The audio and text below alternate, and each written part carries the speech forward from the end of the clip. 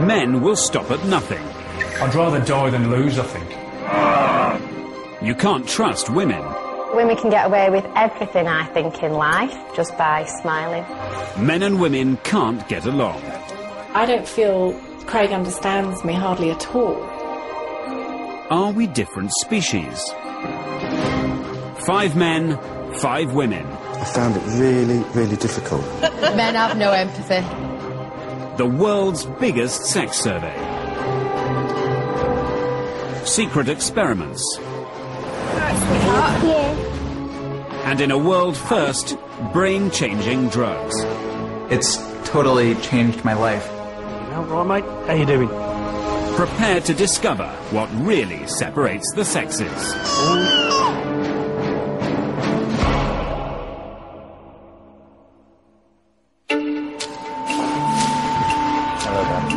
We've invited 5 women and 5 men to take part in a series of unique tests. Good morning. Good morning. Could you tell me your name, please? Yes, Jamie Hannah. Our test group has been chosen to represent as broad a range of people as possible. And what's your occupation? I'm a housewife. Investment banker. Engineer. Teaching assistant. And how many sexual partners have you had? 3. I can count on both hands.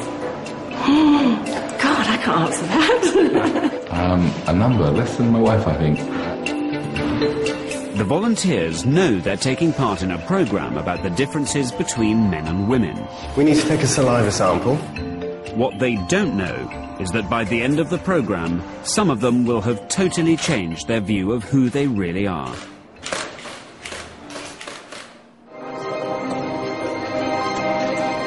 First, they need to complete the BBC's online sex survey.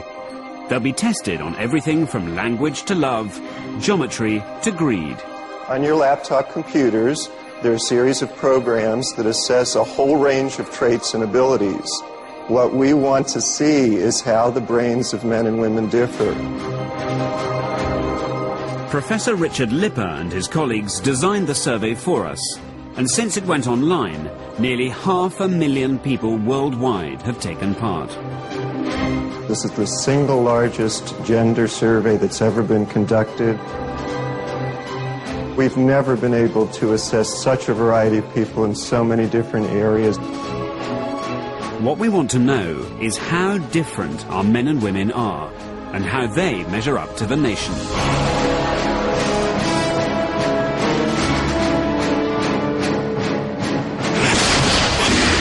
I'd rather die than lose, I think.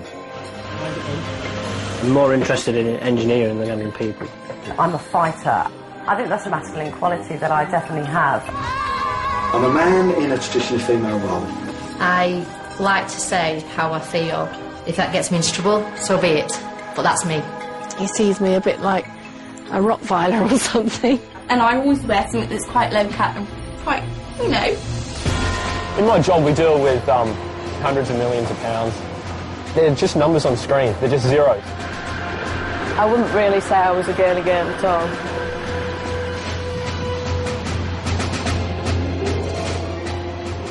We'll be testing our volunteers whatever they do. Even the cab they arrived in was rigged with hidden cameras. Hello, mate. All right, how you doing? And driven by an actor. BBC, eh? Oh, a lot of bollocks. Is it? What's going on? They're doing a science programme, difference between men and women. The way they think, the way we think differently, yeah? Yeah.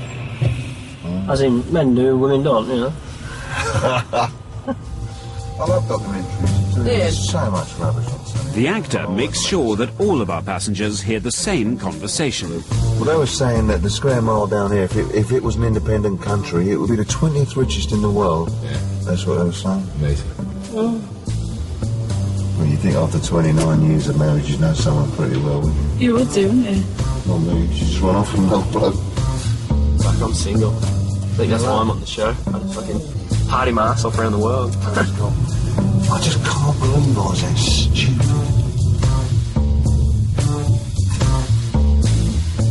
But will the men and women remember different bits of what they've heard? Can the next person come in, please? Psychiatrist Dr. Sandra Scott springs a surprise interrogation. What kind of car did you come here in? It was a silver Mercedes. Anything else? Silver, leather seats, GPS system on a dashboard. Is that it? Well, I noticed the central locking switch had a chrome handle for opening the door of the central locking. Did you talk to the cab driver? Yeah, we talked about the sort of financial centre of London. Yeah, they were going on about the Square Mile, which is, you might have heard of it, just down here. It's where all the banks are in London. Yeah. They reckon that if it was an independent country, it'd be the 20th richest in the world. Unbelievable. Yeah. Can you recall 3 facts, or possibly more, of what he told you about the City of London? I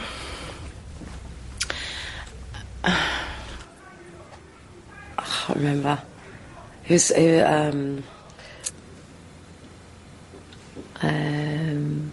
no. Do you remember him talking about his marriage? Yes, I do, yeah. So that was another topic covered? It was, yeah. The car was automatic, by the way. Sorry? The car was automatic, by the way. Okay. Yeah, it had a walnut trim. So were you actually listening to him? Yes, or connecting, but rather than wishing to store information, so... What did interest you? Talking about his marriage problems, he was really quite open, which quite surprised me, really, because men are quite normally hide their feelings, but he was quite forthcoming. You know, he's glad that the kids are older and they've moved out, but it just means that he's alone now, really. And he said if it had been the other way round, she would have found out really early on, you know, it's a woman's instinct and all that. How did you catch her out? You didn't find her come home early, did you? That'd be awful.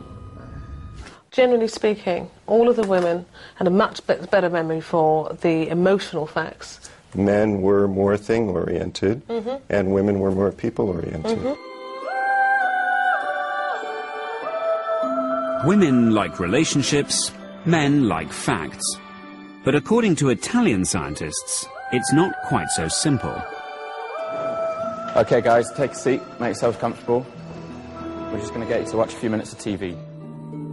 If the Italians are right, you're about to witness something very revealing.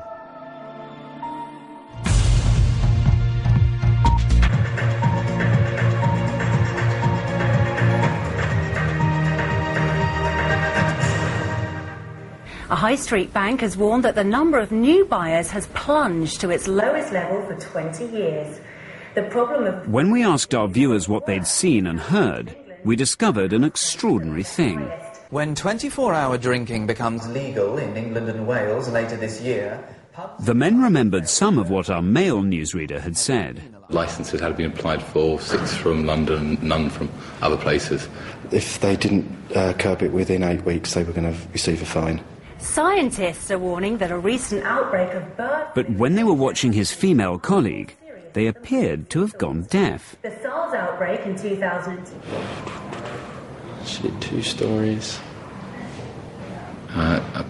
She was quite attractive for a start. The girl had a pink top with black trim. That's about all I can remember. And she had nice breasts. We found that men are indeed interested in facts. But one thing they're more interested in is sex. Which stands to reason. Men are, after all, much more promiscuous than women. Aren't they? How many partners have you had sexual intercourse with in the past 5 years? How old were you when you lost your virginity? We sent our researchers to find out just how much more promiscuous men really are. Our street survey found that on average, men reported 13 sexual partners, while women only managed 7, in line with other sex surveys. But hold on, who are all the men sleeping with? And the survey is about sexual behaviours and attitudes.